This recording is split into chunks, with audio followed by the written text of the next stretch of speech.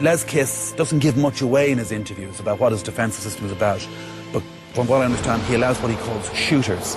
So an individual, often Brian O'Driscoll, can make this decision to leave the line and envelop the ball carrier, and from which they might get a turnover. And they did that several times. They were very good at winning turnover to breakdown. Probably the best of any team in the Six Nations. That game was a bit of a blur to me. Drico, I think, got a bit of a hiding, didn't he? I had a bad headache for a good part of the second half. But it was another one of those very, very physical games. Fantastic seminal moment when they go down the left and O'Driscoll is taken out and he's getting treatment, and Ireland have a penalty and they could go for the posts.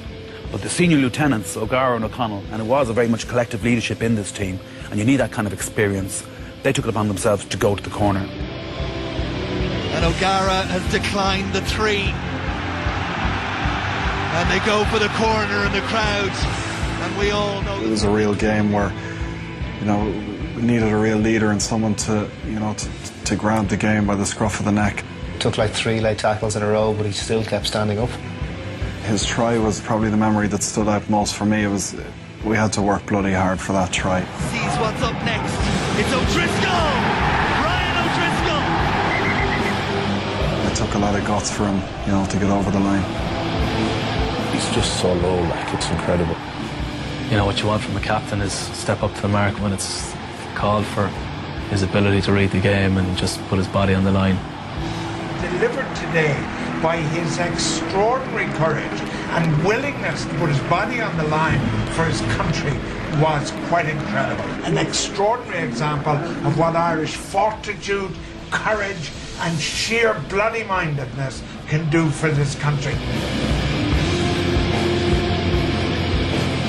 Ireland should have won that game a little bit more convincingly than they did. And the main reason, and he probably would admit it much himself, was Ronan O'Gara's place kicking, because Ireland could have been out of sight going into the last quarter had he taken his kicks, and I think the match might have evolved differently. I thought I kicked poorly that day. It was disappointing because at international rugby, obviously, you need to take those chances. You know, we would have been devastated if we had lost that game. Ronan O'Gara is having a shocker with the boot. I mean, all you can do, I mean, he had an off day. He missed a few kicks at goal. I mean, all you can do is try and encourage and give him some trigger points to keep working on during the game.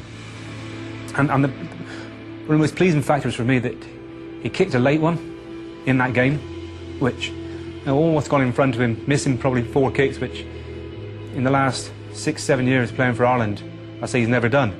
So to have the strength of character, you know, and the confidence to take that last kick on and nail it, which turned out to be a very crucial point, was pleasing for me, and it showed a lot of strength of character of him.